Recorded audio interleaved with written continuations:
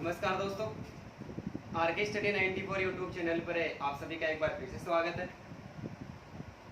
दोस्तों, मनोविज्ञान में अधिगम को प्रभावित करने वाले कारकों का अध्ययन कर रहे थे और अधिगम को प्रभावित करने वाले कारकों का हमने 3 भागों में वर्गीकरण किया था, अर्थात उनको 3 भागों में बांटा था, जिसमें पहला था शारीरिक एवं व्यक्तिगत कारक, जिनका हमने पिछले वीडियो में अध्ययन कर लिया था।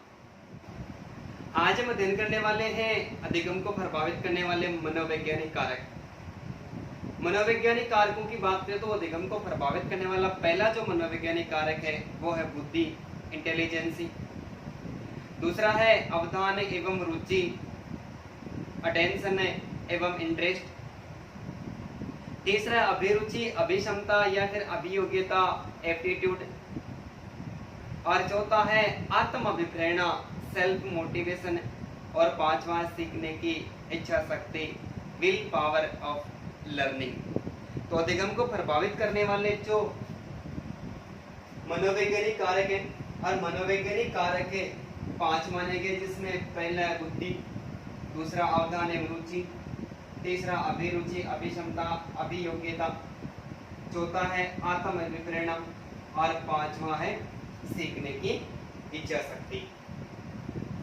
सबसे पहले हम अध्ययन करते बुद्धि का, कि बुद्धि भी एक व्यक्ति की जो अधिगम की प्रक्रिया है उस अधिगम की प्रक्रिया को प्रभावित करती है या नहीं करती है। तो ये बुद्धि भी एक बालक की जो अधिगम की प्रक्रिया होती है उस अधिगम की प्रक्रिया को प्रभावित करती है। कैसे करती है? कि हम इस प्रकृति की बात करें, संपूर्ण प्रकृति की बात करें, तो संपूर्ण प्रकृति में सबसे जो बुद्धिमान प्राणी है, सबसे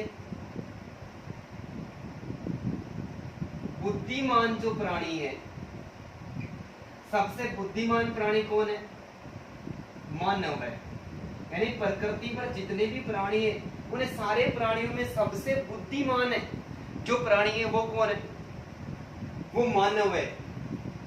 तो ये बुद्धि क्या करती है? मानव अर्थात जो शिक्षा ग्रहण करने वाला जो शिक्षार्थी होता है, ठीक है, शिक्षार्थी की जो बुद्धि होती है, किसकी? शिक्षार्थी की बुद्धि। ये शिक्षार्थी की बुद्धि एक बालक के शिक्षण, एक बालक के शिक्षण और शिक्षण के साथ में जो बालक की अधिगम प्रक्रिया है, कौन सी प्रक्रिया? अधिगम प्रक्रिया है, इन दोनों को ही प्रभावित करती है। ठीक है, कि बुद्धि मनोवैज्ञानिक कारक है और बुद्धि क्या करती है? बालक की अधिगम प्रक्रिया और जो शिक्षण की प्रक्रिया है उन दोनों को क्या करती है? प्रभावित करती है। तो ये बुद्धि बालकों की जो शिक्षण प्रक्रिया एवं अधिगम प्रक्रिया को प्रभावित कैसे करती है? कि जिन बालकों का जो आईक्यू लेवल है, बौद्धिक स्तर है, ठीक है, जिन बालकों की जो आईक्यू है, बौद्धिक स्तर है, बुद्धि लब्धि है, वो कम होती है, जिन बालकों की जो बुद्धि लब्धि है वो कम होती है, वे बालक सरल विषय वस्तु को, किसको? सरल विषय वस्तु को भी,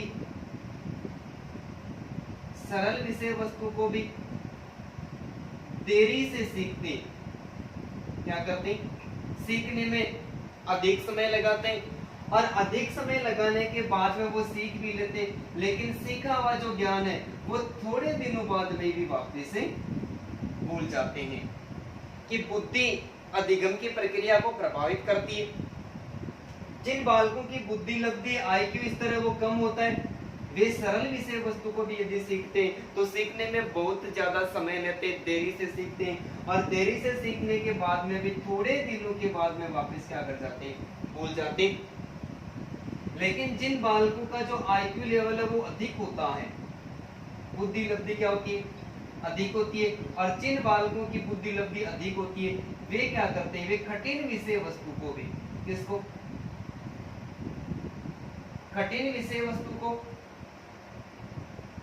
शीघ्रता के साथ में सीख लेते हैं। कठिन विषय वस्तु को भी क्या करते हैं, इस कठिन विषय वस्तु को वो शीघ्रता के साथ में लिख लेते हैं। और सीखा हुआ ज्ञान है वो एकदम से स्थायी हो जाता है, अर्थात जल्दी विस्मृत नहीं होता है, जल्दी विस्मृत नहीं होता है।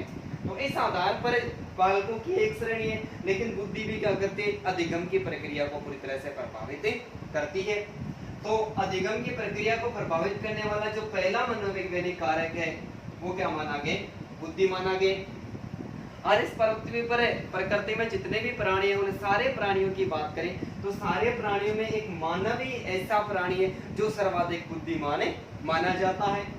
ये बुद्धि क्या करती है, शिक्षार्थी की जो बुद्धि होती है वो शिक्षण की प्रक्रिया और अधिगम की प्रक्रिया को प्रभावित करती है।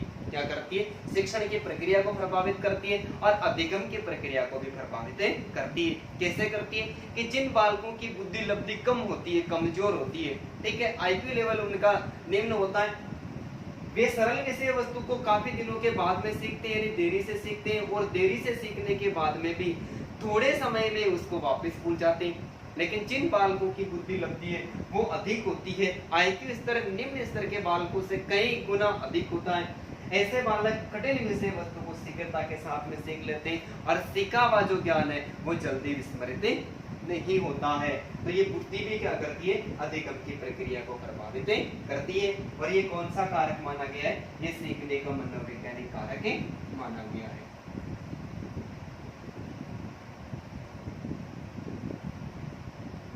इसके बाद में जो दूसरा कारक है वो है अवधान एवं रुचि। इस रुचि को अंग्रेजी भाषा में इंटरेस्ट कहते हैं। क्या कहते हैं, इंटरेस्ट। रुचि को अंग्रेजी भाषा में इंटरेस्ट कहते हैं। ये जो इंटरेस्ट शब्द है ये लैटिन भाषा, कौन सी भाषा, लैटिन भाषा के इंटरेस्ट से बना है। लैटिन भाषा के इंटरेस्ट से बना है कि रुचि को अंग्रेजी भाषा में इंटरेस्ट कहते हैं। और इंटरेस्ट तो शब्द है ये लैटिन भाषा के इंटरेस्ट से बना है। किससे बना है, इंटरेस्ट से बना है। और जिसका अर्थ क्या होता है, ध्यान केंद्रित करने की योग्यता, ध्यान केंद्रित करने की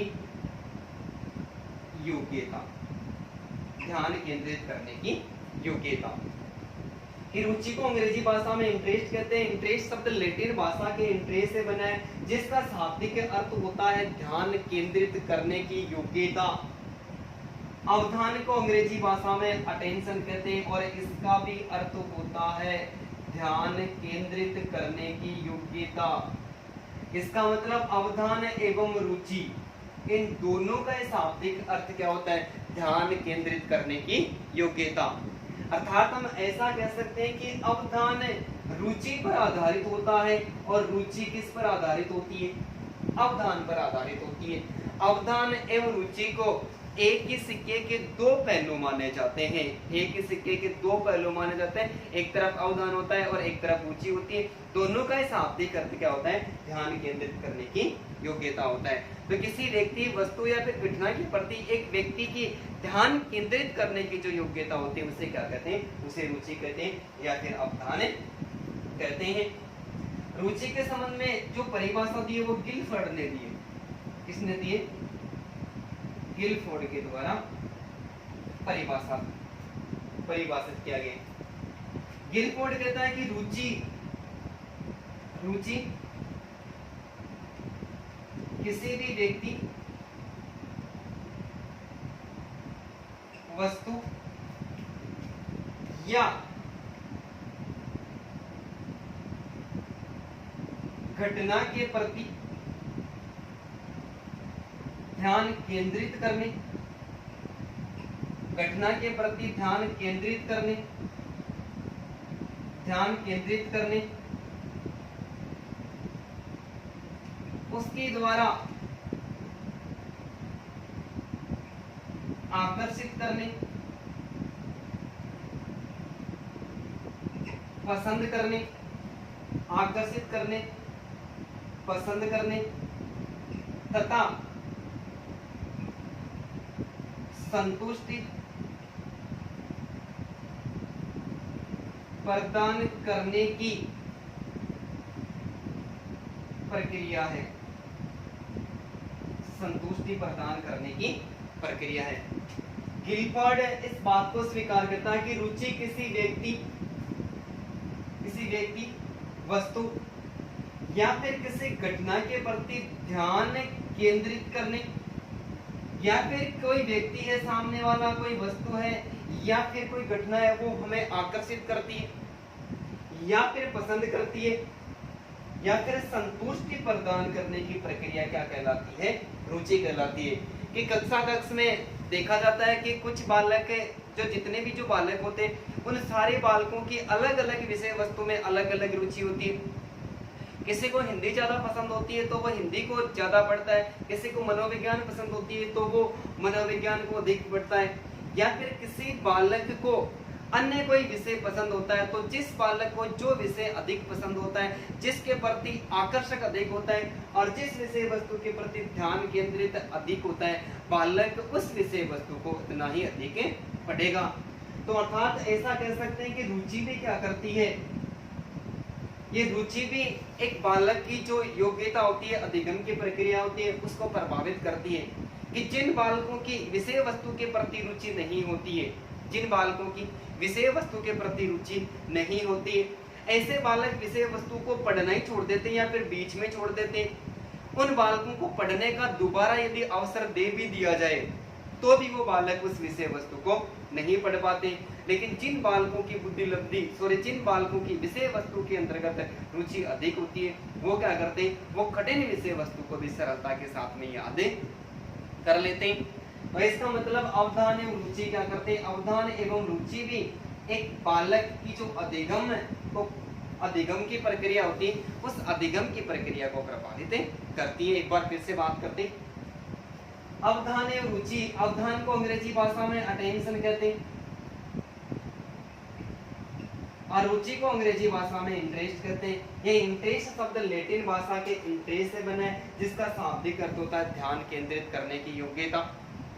अवधान का भी अर्थ होता है ध्यान केंद्रित करने की योग्यता। तो हम ऐसा कह सकते हैं कि रुचि अवधान पर आधारित होती है और अवधान किस पर आधारित होता है? अवधान वापिस रुचि पर आधारित होता है।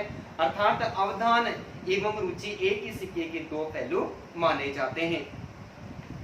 रुचि को गिलफोर्ड ने परिभाषित किया कि रुचि किसी व्यक्ति, वस्तु या फिर घटना के प्रति ध्यान केंद्रित करने की योग्यता, या फिर उस विषय वस्तु के प्रति आकर्षित करने की योग्यता, या फिर विषय वस्तु को पसंद करने की योग्यता, या फिर बालक जब तक विषय वस्तु को पढ़कर संतुष्ट नहीं हो जाता तो संतुष्ट प्रदान करने की प्रक्रिया मानी जाती है।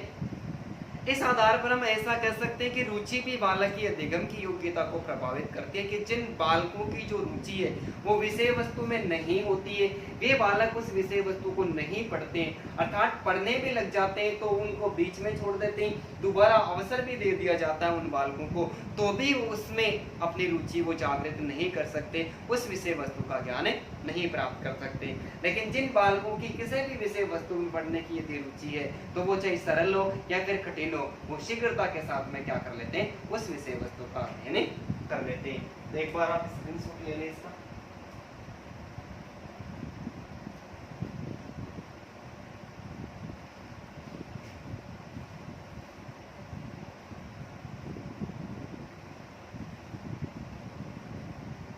इसके बाद में अधिगम की प्रक्रिया को प्रभावित करने वाला जो तीसरा मनोवैज्ञानिक कारक है वो है अभिरुचि, अभिक्षमता या फिर अभियोग्यता। अभियोग्यता, और इसको एक ही शब्द में एप्टीट्यूड कहते हैं। एक ही शब्द में क्या कहते हैं? एप्टीट्यूड कहते हैं। कि अभिरुचि, अभिक्षमता और अभियोग्यता को एक शब्द में क्या कहते हैं? एप्टीट्यूड कहते हैं।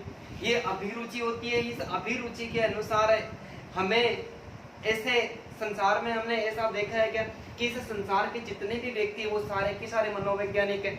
नहीं है। सारे साहित्यकार है या फिर सारे शिक्षक है या फिर सारे वकील है। ये निर्धारण किसके द्वारा किया जाता है? ये व्यक्ति की अभिरुचि के द्वारा किया जाता है। कि अभिरुचि के अनुसार कोई व्यक्ति टीचर बनने की योग्यता रखता है, या फिर कोई वकील बनने की योग्यता रखता है, या फिर कोई साहित्यकार, या फिर कोई व्यक्ति मनोवैज्ञानिक बनने की योग्यता रखता है। तो इस आधार पर हम कह सकते हैं कि अभिरुचि, अभिक्षमता और अभियोग्यता होती है, ये एक व्यक्ति की आंतरिक शक्ति होती है। ये क्या होती है? एक व्यक्ति की आंतरिक शक्ति होती है, और ये व्यक्ति की जो आंतरिक शक्ति होती है, ये विषय वस्तु के प्रति जितनी दृढ़ होती है, जितनी अधिक होती है, बालक के अधिगम की प्रक्रिया को उतना ही अधिक आगे बढ़ाता है। क्या करता है कि व्यक्ति की जो अभिरुचि है, अभिक्षमता होती है, अभियोग्यता होती है, जन्मजात एवं अर्जित दोनों होती है।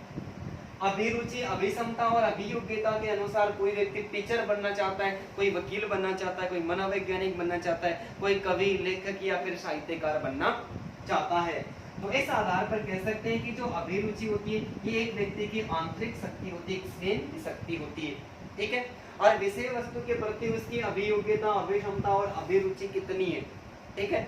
उस बालक की विषय वस्तु के प्रति जितनी अधिक योग्यता होती है, जितनी अधिक दृढ़ इच्छा होती है, दृढ़ शक्ति होती है, बालक उस विषय वस्तु का उतना ही अधिक ज्ञान प्राप्त करता है। और विषय वस्तु का ज्ञान प्राप्त करने की बालक की योग्यता नहीं होती है, तो बालक उस विषय वस्तु का ज्ञान प्राप्त नहीं कर पाता है। तो इस आधार पर अभिरुचि, अभिक्षमता और अभियोग्यता में क्या करती है? बालक के जो अधिगम की प्रक्रिया होती है उसको प्रभावित करती है। अभिरुचि के संबंध में परिभाषा दी है कमिंस।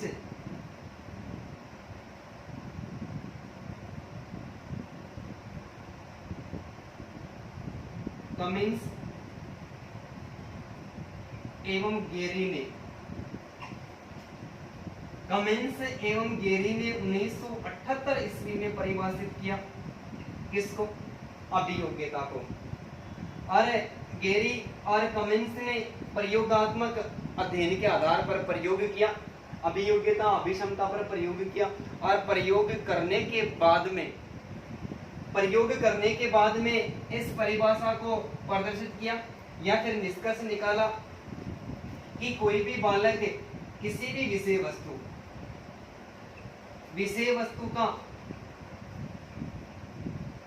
कठिनाई स्तर, विषय वस्तु का कठिनाई स्तर विद्यार्थी की क्षमता एवं योग्यता, विद्यार्थी की क्षमता एवं योग्यता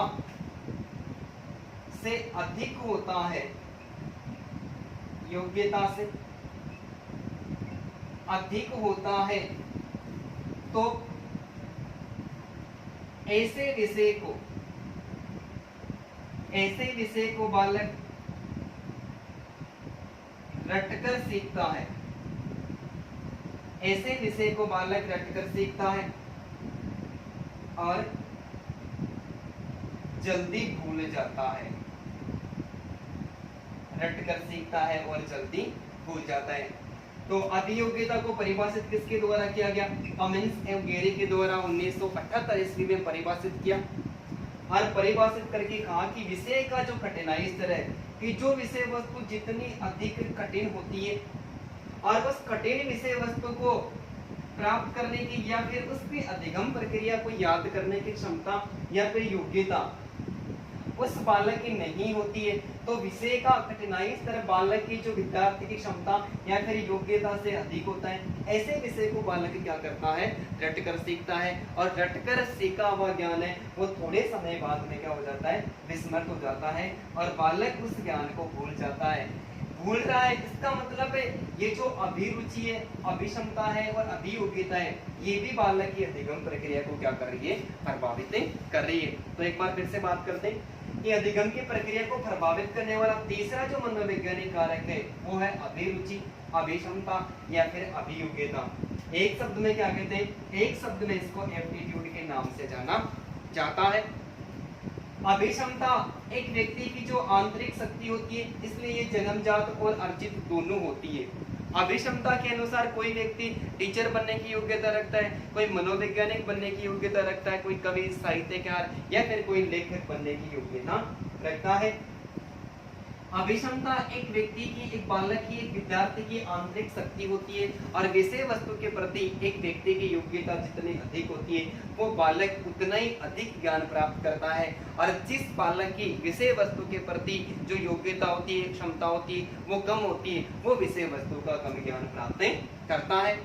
अभियोग्यता को परिभाषित किसके द्वारा किया गया? कमिंस एवं गेरी के द्वारा 1978 ईस्वी में परिभाषित किया। और अभियोग्यता पर इन्होंने क्या किया? प्रयोग किया और प्रयोग करके इस बात को सिद्ध किया कि कोई भी विषय वस्तु है और उस विषय वस्तु का कठिनाई स्तर है उस बालक की योग्यता क्षमता से यदि अधिक होता है तो बालक उस विषय वस्तु का ज्ञान प्राप्त नहीं कर पाता है। ऐसी स्थिति में बालक कैसे ज्ञान प्राप्त करता है? उस विषय वस्तु को रटकर ज्ञान प्राप्त करता है। और रटकर जब बालक विषय वस्तु का ज्ञान प्राप्त करता है तो प्राप्त किया हुआ ज्ञान है वो थोड़े समय के बाद में भी विस्मृत हो जाता है।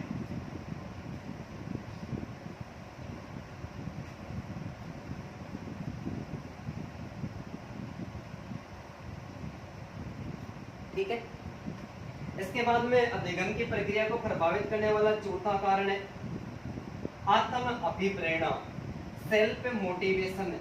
क्या अभिप्रेरणा भी एक बालक की जो अधिगम की प्रक्रिया होती है उस अधिगम की प्रक्रिया को प्रभावित करती है?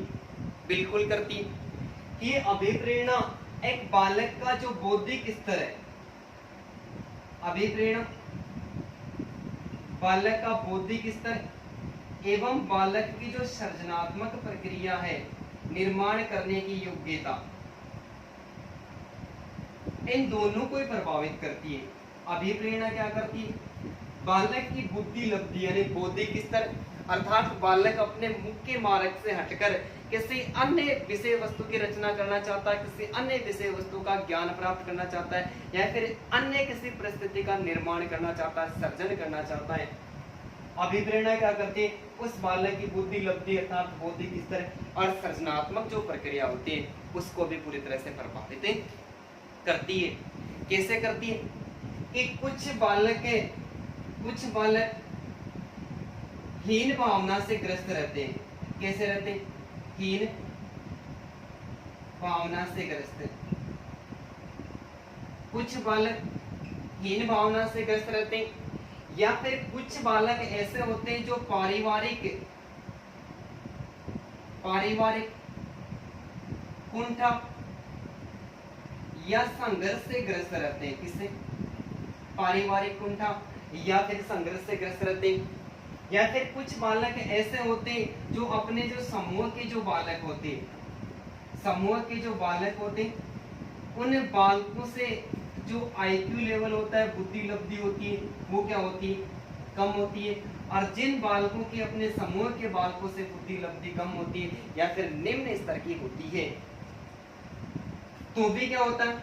अभिप्रेरणा की जो प्रक्रिया होती है वो उनको प्रभावित करती है। कि अभिप्रेरणा बालक के बौद्धिक स्तर एवं सृजनात्मक प्रक्रिया दोनों को क्या करती है? प्रभावित करती है। तो कुछ बालक ऐसे होते हैं जिनकी विषय वस्तु के प्रति हीन भावना होती है, वो पढ़ना बिल्कुल चाहते ही नहीं। कक्ष में शिक्षक आता है और शिक्षक आकर उनको प्रेरित करता है, अभिप्रेरित करता है, मोटिवेट करता है, लेकिन थोड़े देर के बाद में क्या हो जाते हैं? वो एकदम से वापस सुस्त हो जाते हैं। कैसे हो जाते हैं? कि पारिवारिक कुंठा या संघर्ष से ग्रस्त रहते हैं। कि जब बालक विद्यालय से घर चला जाता है, घर में जाकर देखता है कि माता पिता में जो आपसी अनबन है, उनके संबंध अच्छे नहीं है, तो घर में रोज लड़ाई झगड़े होते रहते हैं। और लड़ाई झगड़े होने के कारण बालक का पढ़ने का मन है वो बिल्कुल भी नहीं करता है। या फिर कक्ष में कुछ विद्यार्थी होते हैं वो प्रतिभाशाली होते हैं, कुछ सामान्य होते हैं, लेकिन कुछ बालक निम्न बुद्धि के भी होते हैं और उनको किसी भी विषय वस्तु को यदि 5 बार भी बता दिया जाए तो वो विषय वस्तु उनको याद नहीं होती है। तब भी क्या होता है? अभिप्रेरित वो नहीं हो पाते और विषय वस्तु का ज्ञान प्राप्त नहीं कर पाते। लेकिन जिन बालकों में ये जो अभिप्रेरित होने की क्षमता होती है वो अधिक होती है कि वो या तो स्वयं अभिप्रेरित हो जाते हैं, क्या हो जाते हैं? वो स्वयं अभिप्रेरित हो जाते हैं या फिर अध्यापक के द्वारा उनको अभिप्रेरित कर दिया जाता है। ऐसे बालक कठिन विषय वस्तु का ज्ञान भी क्या करते हैं? सरलता के साथ में प्राप्त कर लेते हैं। तो इस आधार पर जो आत्म अभिप्रेरणा होती है, स्वयं की जो अभिप्रेरणा होती है, वो भी क्या करती है? अधिगम की प्रक्रिया को प्रभावित करती है। और आत्म अभिप्रेरणा के संबंध में जो परिभाषा है वो किसके द्वारा, सेरिंग के द्वारा दी गई है। किसके द्वारा, सेरिंग ने 1968 ईस्वी में आत्म अभिप्रेरणा के संबंध में परिभाषित किया। कहा कि जब शिक्षार्थी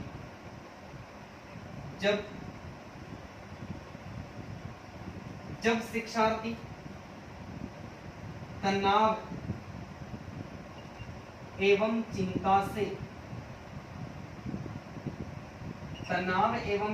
से मुक्त रहता है, तनाव एवं चिंता से मुक्त रहता है, तो वह विषय की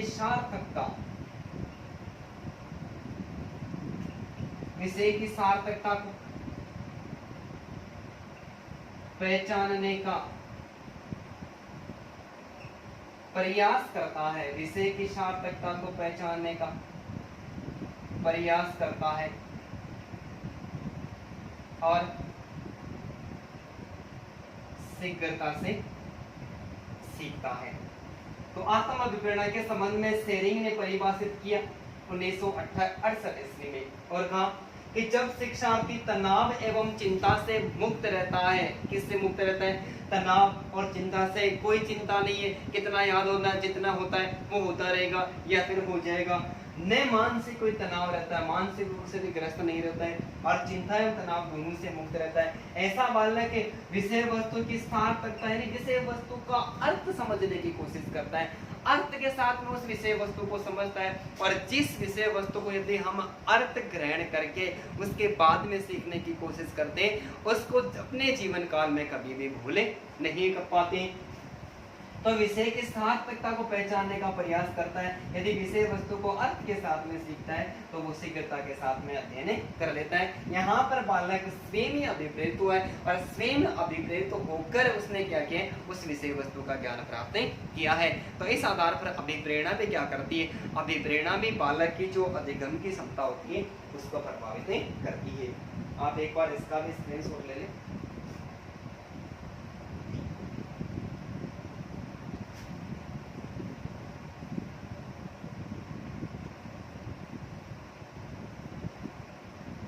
अब अधिगम प्रक्रिया को प्रभावित करने वाला जो अंतिम मनोवैज्ञानिक कारक है वो है सीखने की इच्छा शक्ति, विल पावर ऑफ लर्निंग है।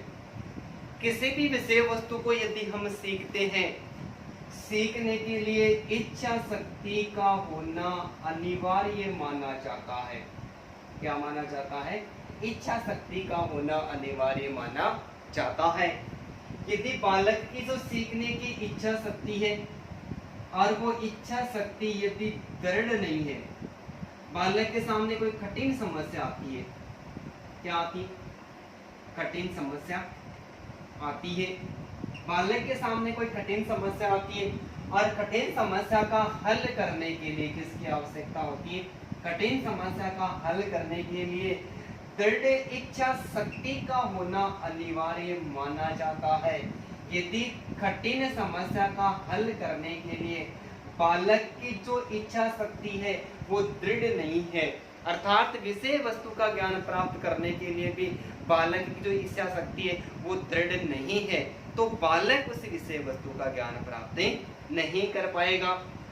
अर्थात उस बालक के सामने कोई कठिन समस्या आती है, कठिन परिस्थिति आती है और कठिन परिस्थिति आने के बाद में भी उसे को हल करने के लिए यदि बालक दृढ़ इच्छा शक्ति धारण कर लेता है तो कठिन विषय वस्तु का ज्ञान भी वो आसानी के साथ में प्राप्त कर लेता है। लेकिन हमारे जीवन में एक ऐसी धारणा चलती है कि जब एग्जाम का समय आता है और एग्जाम का समय जैसे 4 महीने दे दिए, 4 महीने के बाद में एग्जाम होने वाले, डेट 4 महीने बाद की घोषित कर दिए, तब हम पढ़ने के लिए बैठते हैं और पढ़ने के लिए बैठते हैं उस समय सोचते हैं कि यार आज तो काम हो गया, आज नहीं कल पढ़ेंगे, आज नहीं कल पढ़ेंगे। ऐसा करते करते 1 महीना रह जाता है, फिर सोचते हैं कि यार अभी तो 1 महीना पड़ा है, 15 दिन, 10 दिन, 5 दिन, ऐसा करते करते 1 दिन रह जाता है, कल एग्जाम होने वाली होती है। फिर सोचते हैं कि यार इतने दिन भी नहीं पढ़े तो 1 दिन में पढ़ कर क्या करना है, क्यों, क्योंकि उस बालक की पढ़ने के बिल्कुल भी दृढ़ इच्छा शक्ति